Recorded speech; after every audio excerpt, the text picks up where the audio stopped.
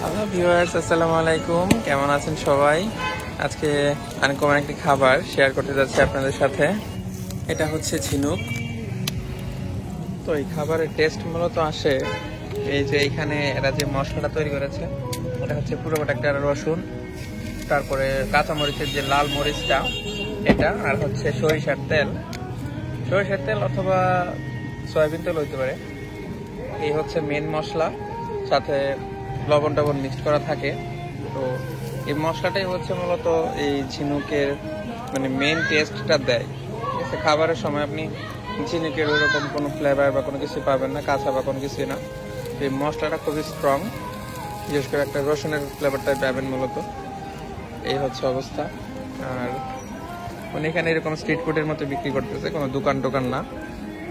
এই হচ্ছে আমাদের ঝিনুক বিক্রেতা পান।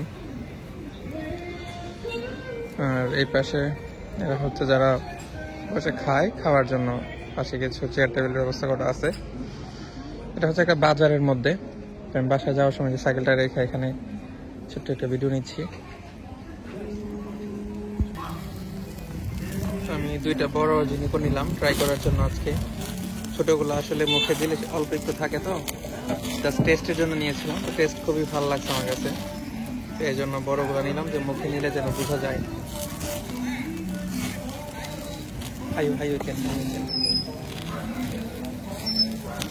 এটা হচ্ছে ওনার একটা গ্যাসের চুলা। এই যে এখানে হচ্ছে গ্যাসের চুলা। তো এই চুলাগুলো স্পেশালি বারবিকিউ এগুলোর জন্য তৈরি করা। দেখতে পাচ্ছি সুন্দর করে আগুনগুলো চারপাশ থেকে লাগতেছে এগুলোর মধ্যে।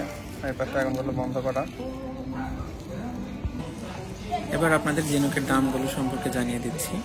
ছোট ঝিনুকগুলো হচ্ছে 1 RMB করে, আর বড় যে ঝিনুকগুলো আছে ওগুলো 12টা 38 RMB। তো একটা প্রায় 3.5 RMBর মতো পড়ে।